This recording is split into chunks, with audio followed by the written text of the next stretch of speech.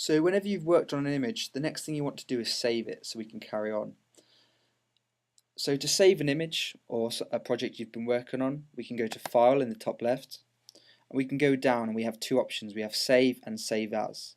Now save will save over whatever you've opened. So if I've opened a file that is an image and edited it, if I save, it will overwrite my old file. So this is good when we're working with a project that we're kind of chipping away at and we want to save over it. Sometimes we completely change the image. For this case, we want Save As so we don't destroy our original image.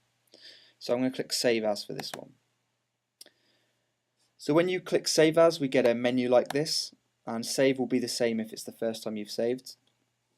So I can name it, so I'm going to put it as scanned image corrected. So I know what it is. Naming is important so you can come back to it and know what it is. So as well as this, I can choose where do I want it. So I might want to put it on my desktop. So I can navigate here and find where I want to save it. We can choose the format. So at the moment it is a Photoshop file, which means when we load it back up it has all our layers and it's exactly as it was when we saved it. Now not everyone can open Photoshop, so we're going to look at some other formats as well. So a JPEG is a great file for using online or emailing to people, as it is a small compressed file. It loses ever so slightly amount of quality, but because the amount of quality to the size it reduces is so much worth it, it's really widely used. Most images you get off Google would be a JPEG, and in fact if you want to send it to any friends or anyone to show, using a JPEG will definitely work on their computer. Another one is PNG.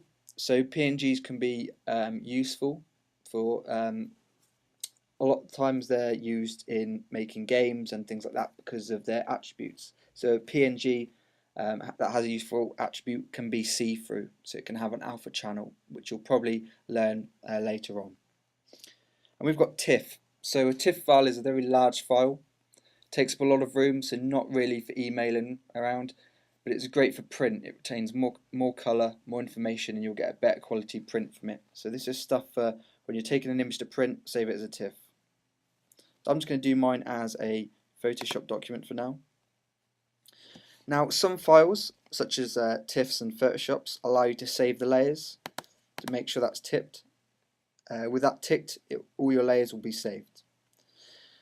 If you don't want to overwrite your old one, so they could have the same name, if you tick as a copy, it will add scanned image underscore corrected underscore copy at the end of it, so it won't ever overwrite a file.